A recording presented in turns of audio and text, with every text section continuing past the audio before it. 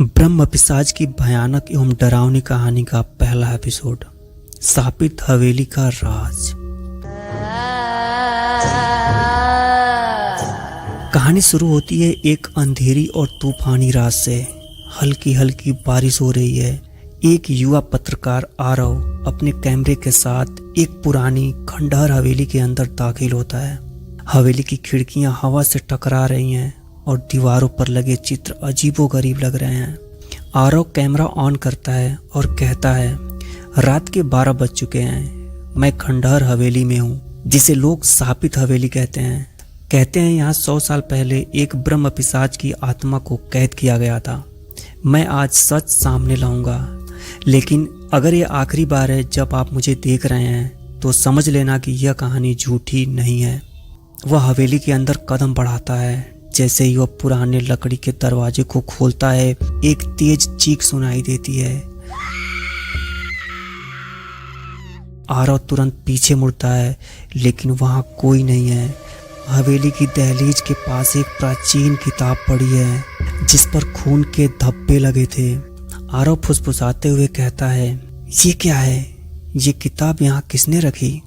वह किताब उठाता है। जैसे ही किताब खोलता है, उसके अंदर से एक ताबीज गिरती है। ताबीज अजीब सा चमकने लगता है और हवेली की दीवारों पर अजीब छाया उभरने लगती है।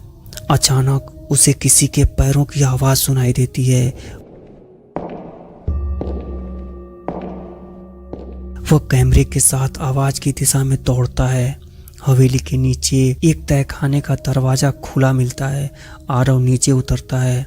तहखाने के अंदर एक पुराना दर्पण है, जिसके सामने एक आदमी खड़ा था, लेकिन उसकी छवि दर्पण में नहीं दिखाई दे रही थी। आरव डरते हुए पूछता है, तुम कौन हो और यहाँ क्या कर रहे हो?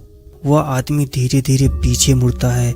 उसकी आंखें लाल हैं और उसकी मुस्कान खौफनाक। वह कहता है, तुमने उस किताब को छुआ है, अब तुम ब्रह्म पिशाच के श्राप से नहीं बच सकते।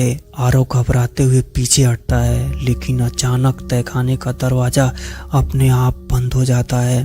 तहखाने की दीवार पर खून से कुछ लिखा हुआ दिखाई देता है, भागो नहीं तो तुम्हारी आत्मा हमेशा के लिए कैद हो जाएगी। यहाँ अचानक आरव का कैमरा बंद हो जाता है।